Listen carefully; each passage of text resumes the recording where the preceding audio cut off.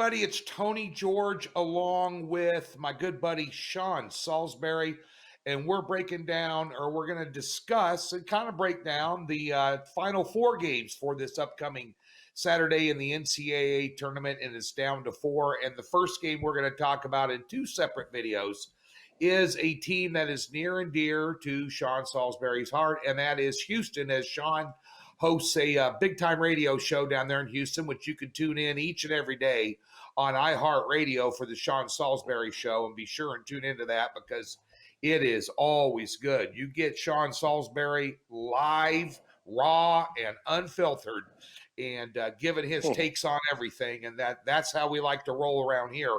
But Sean, Houston taking on Baylor, an all-Texas match. Interesting stat, and I'll mention this in both videos today. Some Final Four numbers before we discuss this game. The outright winners in the first game of the Final Four since 2001 are 86% straight up and 35-5-2 against the spread. That is an unbelievable number. And Final Four favorites of five or plus more points are 16-3 straight up, 11-7-1 against the spread the last 22 years. And both underdogs fall in this category, including Calvin Sampson's Houston Cougars, who got it done against a red-hot Oregon State team. Let's look at their resume real quick here, Sean. Cleveland State, Rutgers, Syracuse, Oregon State. I thought their most impressive win was against Syracuse in this tournament, held them to 46 points. And one thing that Houston has done well, and I forgot what movie this quote was from, but Calvin Sampson coaches his team like this: we're going to give them 40 minutes of hell. And that's exactly what Houston's been doing on defense. 55 points per game allowed their last 5 games. Houston is plus 500 on the futures to win the Final Four, win the national championship. Baylor plus 225. And, of course, Baylor getting it done impressively, Sean. Arkansas by 9, Nova by 11, Wisconsin by 13, Hartford by 24. And both these teams played a Big Ten team this year, Sean. Houston winning by 3 over Rutgers in a game they had to come back from 10 down. And, of course, Baylor taking care of Wisconsin by 13. I think Rutgers had a better team than Wisconsin this year. But Houston catching 5 points total, 134.5. Houston plus 180 on the money line here. I would think of these first 2 games, Sean. I'm going to kick back. And I know you know Calvin. You interview him frequently on your radio show down there. I would think that of the 2 games, Houston, it would be the best shot at winning outright. And I wouldn't necessarily say cover a number because UCLA is getting a ton of points. We're going to talk about another video, Sean. But Houston comes in here a little bit of a live underdog in terms of covering that number if they keep the score down. Yeah, and the chances are they can. Now, you're playing a supremely talented team in Baylor. And remember, nobody from the state of Texas has won a national title since what, Texas Western back? I mean, nobody from the state of Texas. Yeah. So there's 2 of them. One of them's going to have a chance on Monday because one of them's coming out of this game here. I talked to Frank Martin, who does a lot, the head basketball coach at South Carolina, who's a dear friend. Talked to Frank this week about Coach Sampson and Kelvin's approach. And Frank and Bob Huggins very similar in their approach to accountability, play defense, and get to the backboards. And I asked him about how you would beat Baylor or a Gonzaga-type team if you're Houston. And he says spend a lot of time, and he didn't mean literally, but punish them, physically beat them up, and do it well. And that's how Frank Martin and Bob Huggins and Kelvin Sams have done it. The things I can control in a game like this, Tony, sometimes I can't control if there's something on top of the basket and we're not shooting well. What's sustainable because it's controllable is how hard you play, how hard you work on the defensive end, and how often you get to the glass. On the offensive boards in their last game against Oregon State, 19-7, Houston. They will get to the backboards because that is how they win. And of all the 4 teams that can win a low-scoring game, now I know UCLA did in their most recent game with Michigan, but Baylor and Gonzaga don't live in the low-scoring area. They score points. So Houston can do it. And this year, when Giroux, Sasser, and Grimes all score, because they have not lost. And they didn't say high double figures, just double figures. So, listen, and talking to Frank, too, he said, Sean, what do you think Kelvin's going to do at practice this week? He said, do you think he's just getting ready for a Final Four? He goes, no.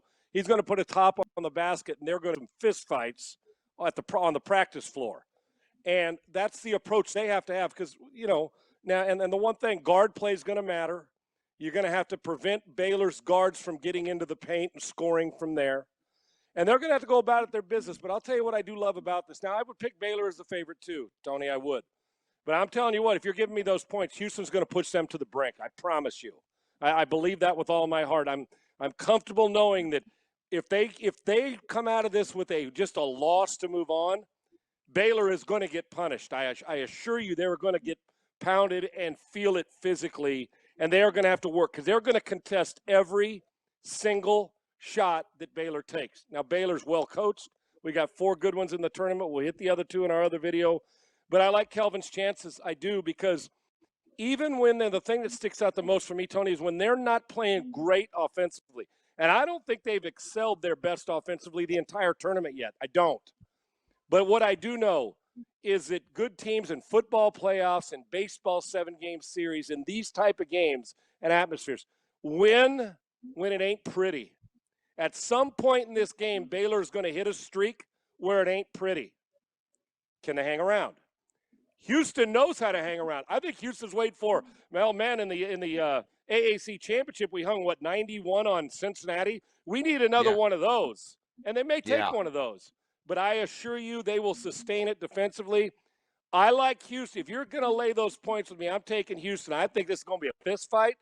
If they can contain the guards in the paint and go with what Frank Martin said and what Kelvin's been preaching, relentless, believability, buy-in, and go control what you can control, and that's defense, effort on the backboards, we're going to be in for one hell of a game. If it stays under in the 70s or below, not only is Houston going to win that bet, but Houston's going to have a chance to win this game. I like the Cougars. I'll take that with the Cougars. And the over-run, what's it, $1.35, Tony, somewhere in that range, $1.36? $1.35. If the Cougars win the game, that number is going to be below. You and I both know it. Yeah, I tend to agree. I think if the Cougars cover, it'll probably be below the game, below the total. The one thing that concerns me about Baylor is Baylor's a high-flying team. They're the number 1 3-point efficiency team in college basketball. They have the better guards by like that much because you can't discount Grimes and company at Houston. But they have, and they are from a stronger conference, obviously. But the one thing that gives me a little bit of pause is the simple fact that when Baylor plays teams, let's take Texas Tech, for instance, who has a good defense, as you well know, broadcasting down there in the state of Texas, they can also win low-scoring games.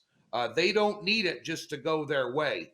I think the one thing that would be in Houston's favor here with especially with Calvin Sampson's attitude, Calvin Sampson's going to do one thing, preach defense. That's it. Just going to be relentless, pesky, all over the floor, lots of hustle on the floor, going for loose balls, just the typical basic, fundamental, old school Bobby Knight type defense. But Baylor got out of the gate slow in their last 2 games, Sean. Against Nova, they struggled. Matter of fact, they were down at halftime against Nova. Arkansas as well, they kind of struggled early. If you struggle early against Houston, you're going to be in a bigger hole than either one of those 2 games there. And it's going to be difficult to climb out of the hole against Houston's defense because, quite frankly, I don't give a rat's ass what conference they're from. That defense is one of the best defenses in college basketball, and you better be prepared, as you said, for some rough spots during this game. Yeah, and they can exactly to go through that bit of adversity. And real quick, Tony, just to close this out, is and I know Kelvin Sampson didn't like it. You got there and you did it.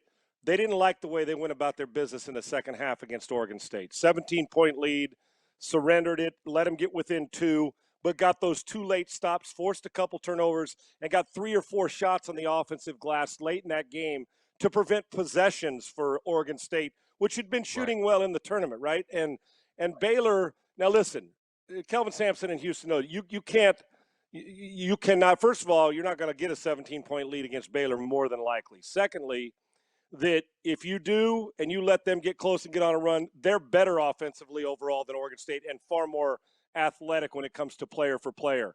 So this is one hell of a matchup. And I can tell you this, Houston doesn't mind keeping it close. The game we're going to talk about in a minute, we'll discuss about you don't get close to Gonzaga.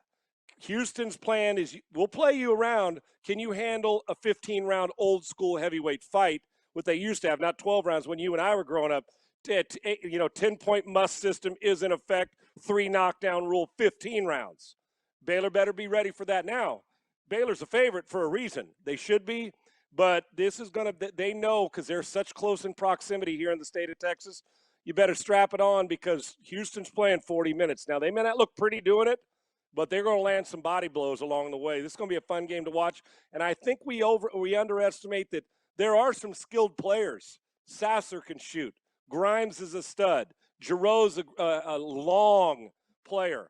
This is, I'm telling you, I'm actually fired up, even though the other one is more, well, it's Gonzaga and the old school Bruins. This Baylor-Houston game, this is going to be a fist fight, and I can't wait. No pillow. There's going to be no pillow fight in this one, brother. No pillow fight here. Early indications, 71% of the money on Baylor and 72% on the over. That's public money. I think the public might be wrong in this one. Folks, be sure and take advantage of the free $60 we have in the link in the description below. Get over to DocSports.com. We got Major League Baseball underway, NBA heading towards the playoffs here. We got we're winding down in college basketball. And we have a plethora of free information over there for you. Be sure and take advantage of that. And be sure and tune in with myself and Scott Salisbury as we talk about the other Final Four game as well on video.